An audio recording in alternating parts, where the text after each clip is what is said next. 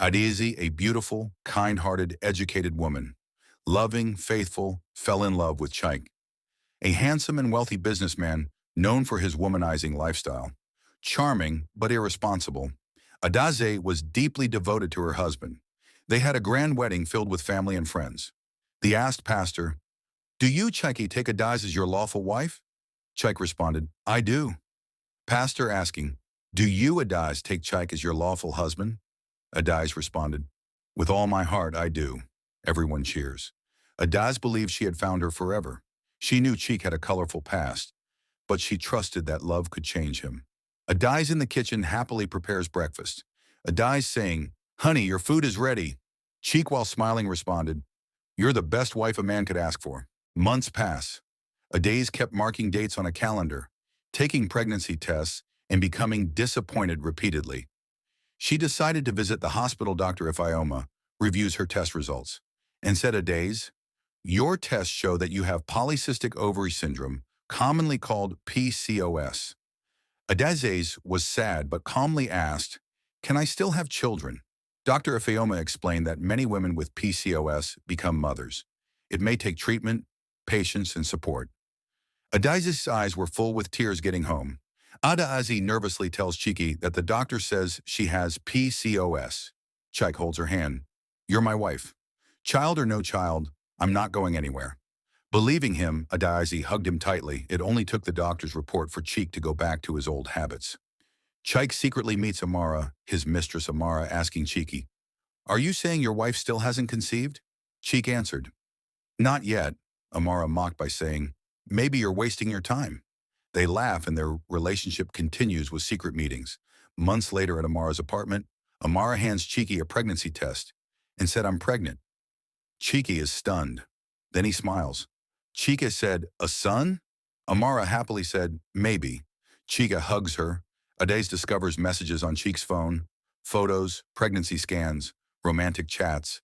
Her hands shake, crying and screaming why. Chika enters and Adaeze demanded who Amara was. Cheek responded by saying, "It just happened." Adaeze shouted, "Just happened?" She breaks down.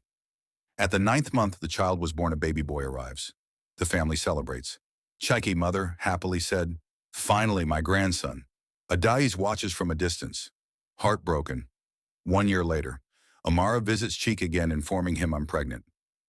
Cheek was overwhelmed, saying, "Again?" Amara responded, "Yes." Cheek laughs with joy. Adaeze went to God in prayer and questioned God, "What have she done wrong?" She cries uncontrollably. This time, Amara gives birth to a baby girl. The family celebrates even more. Cheeky's mother, a son and a daughter. "God has blessed my son." Adaeze silently wipes tears. A family meeting was held and Cheek declared his intention of taking Amara as his second wife, Cheek saying, "Amara will become my second wife." Adaeze is stunned. "What?" Cheek gladly said, "She has given me children." Cheek's mother supported him by saying, "It is the right thing to do." Adaeze feels her world collapse. Life became hell for Adaeze as soon as Amara moved into the house. The atmosphere changes. Daily insults begin. Morning Amara will say some women are wives only in name, while Caring carries her baby proudly. Adaeze remains silent. Afternoon Cheek's mother will say, "A home without children is incomplete." Adaeze lowers her head every time insults are passed. Cheek said to Adaeze, "Look at Amara. She has given me 2 children." Adaeze leaves the room crying. At the family dinner, everyone is seated. One child runs toward Adaeze. She smiles. Amara pulls the child away, saying, "Don't go there." The room becomes quiet. Adaeze said, "What do you mean?" Amara responded, "Maybe infertility is contagious." Everyone laughs except Adaeze. Tears roll down her face. Cheek turned to Adaeze. "You should learn to accept reality." Adaeze looks at him in disbelief. "You too?" A few days later, Adaeze overhears a conversation between Chike and Amara.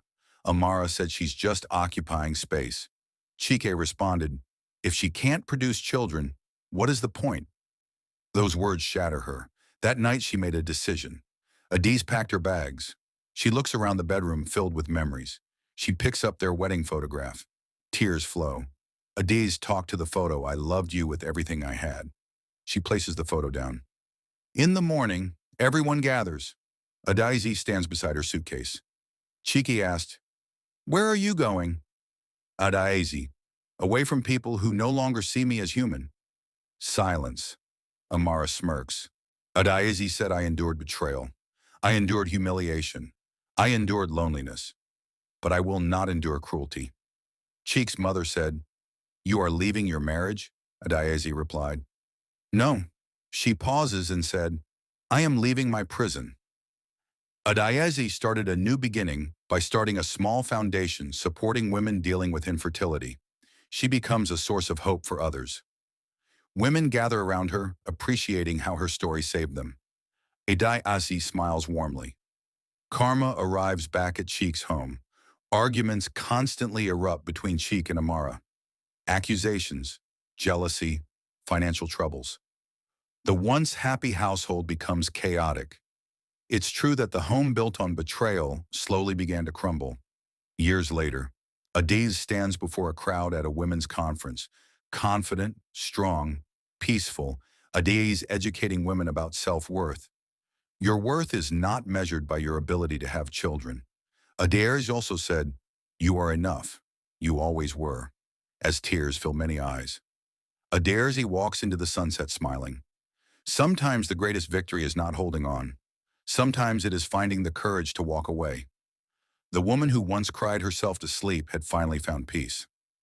Moral lesson. A person's value is not determined by fertility, and no one deserves emotional abuse, humiliation, or betrayal in the name of marriage.